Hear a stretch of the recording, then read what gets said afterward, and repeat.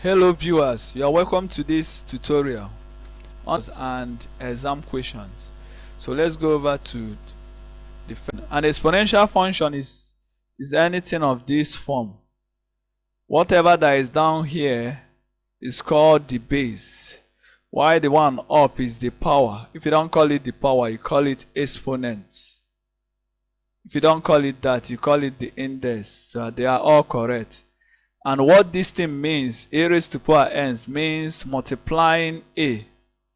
You have to multiply a into x times. That's it. You need to multiply it into x times. Example, if you have 2 raised to power 4, means multiplying 2 into 4 times, which is 16. That's the meaning. So that's what exponential function means. So the second part now is the laws of indices. So the first law states that if you have two exponential functions in this way, you have to multiply and they have the same base. What you have to do is to, so that's it. Example, if you have 2 raised to power 5 times 2 raised to power 2, the answer is 2 raised to power 5 plus 2, which is 2 raised to power 7. So that's what the first law states. The second law states that if you have to divide, then the power of this subtracts the power of the other one. So example, if you have 2 raised to power 5 divided by 2 raised to power 2, which is now 2 raised to power 5 minus 2, which is 2 raised to power 3. And now you know it's 8, 2 times 2 times 2. The third law states that if you have a product, it's the same thing as assigning each of them to products. Anything inside the brackets. Example, if you have 2xy raised to power 3 or 2, or maybe let me make 2. Okay, x is now 2 squared x squared y squared, which is 4x squared y squared. So that's it. So the fourth law states that if you have a fraction raised to a power, what you have to do, you assign the power, the numerator and the denominator to that fraction, to the power.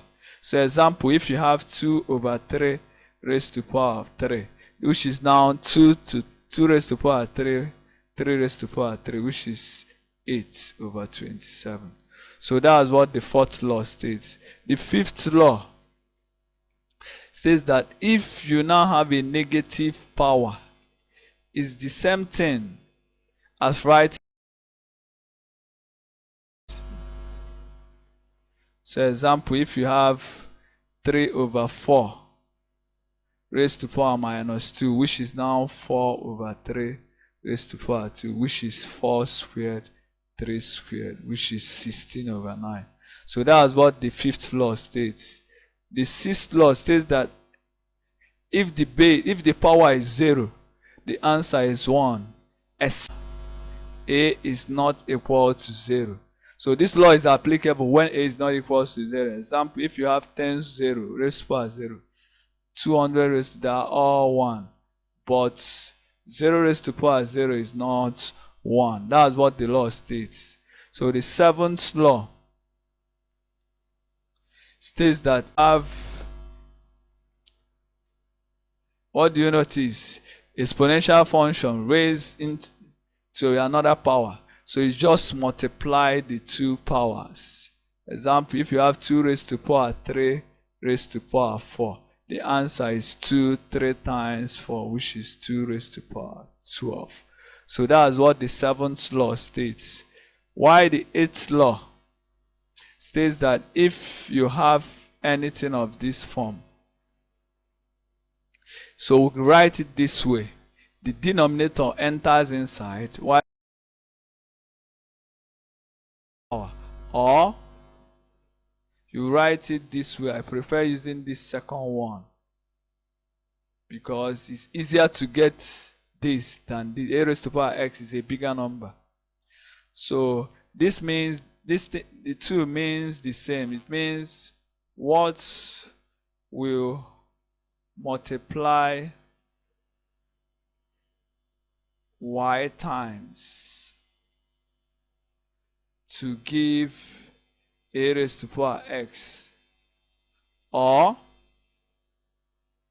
what will multiply y times to give a, then raised to a power of x. So the 2 definitions are correct. So example, if you have 27 raised to power of 2 over 3, this means what will multiply 3 times to give me 27 after squared, or what I told you, I prefer using this one, 27 after you square it. And what you multiply 3 times to give me 27 is 3. 3 squared is 9. So that's it. That's the 8th law. Why the last law? The 9th law states that if you have a negative number and is raised to a power, it has 2 answers depending on the value of n. It's either you raise it neglecting the negative sign when n is even number, is an even number, or you raise it after you negate it when n is odd. So that's the 2 answers depending on the value of n. So if you have minus 3 raised to power 2, the answer is 3 squared, which is 9, because 2 is even.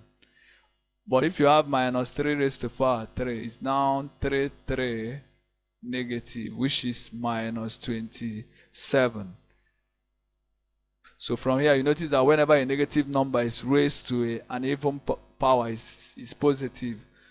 Otherwise, it's negative.